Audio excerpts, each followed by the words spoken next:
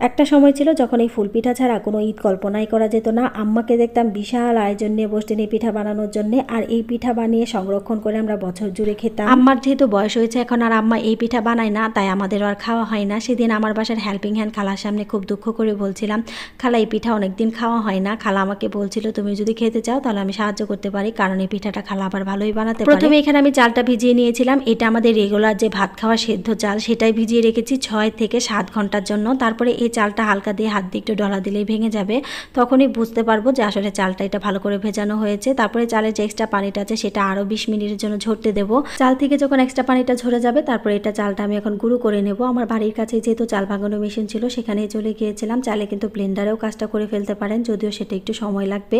যাই হোক, আমার এখানে চালটা ভালো করে গুঁড়ো করা হয়ে গেছে। এখানে হালকা একটু লবণ দিয়ে তারপর ঠান্ডা পানি দিয়ে এটা ভালো করে মেখে একটা সুন্দর ডো বানিয়ে নেব। এটা কিন্তু আমি অনেকক্ষণ মেখেছি, আর এটা আবার 20 মিনিটের জন্য রেখে দেবো। 20 মিনিট পরে আবার এটা ভালো করে মাখতে মাখতে যখন আমার একটা আঠালো ভাব চলে আসবে তারপরে চলে যাব পিঠা বানানোর জন্য। চালের আটা ডোটা এখন 3টা ভাগে ভাগ করে নিয়েছি, আর এখানে আমি রং মেশাবো। এটা পুরোপুরি অপশনাল, চাইলে কেউ দিতে পারেন, না চাইলে নাই, কোনো সমস্যা নেই। এখানে আমি একটু পিঠার কালারটা যেন ভালো আসে তাই দিয়েছি।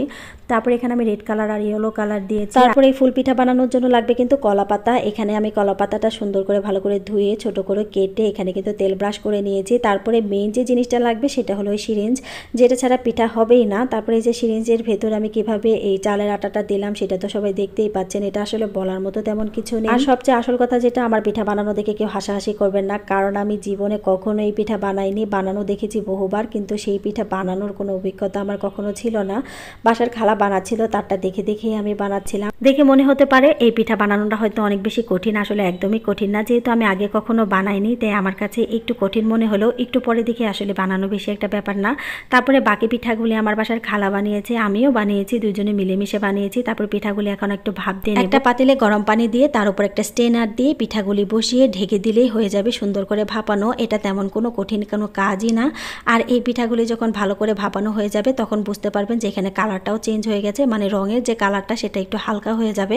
তারপরে এগুলি ভালো করে এখন রোদে শুকাতে দেবো। আমি 3 থেকে 4 দিন এটা ভালো কড়া রোদে শুকিয়েছিলাম, এতে করে পিঠাটা কিন্তু বেশ ভালো ফুলবে। আর এখানে কিন্তু পিঠা আলহামদুলিল্লাহ ঈদে আমার অর্ধেকের বেশি খাওয়া শেষ হয়ে গেছে। অল্প একটু পিঠা আমি বাঁচিয়ে রেখেছিলাম, সেই পিঠাগুলি আপনাদের সাথে আজকে শেয়ার করলাম। দেখুন পিঠাগুলি কি সুন্দর ফুলেছে, আর আমি কিন্তু অনেক বেশি স্যাটিসফাইড ছিলাম, যদিও আমি জীবনে প্রথম বানিয়েছি নিজে হাতে আর কি।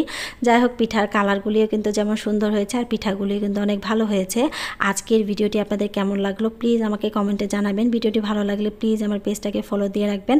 আমি একটা পিঠা আপনাদেরকে ভেঙে দেখাই, কি সুন্দর মুচমুচে হয়েছে, আর এটা কিন্তু অনেকখানি চিনি মিশিয়ে মজা করে খেয়ে নেবেন। আজকের ভিডিওটা এই পর্যন্ত, সবাই ভালো থাকবেন, আল্লাহ হাফেজ।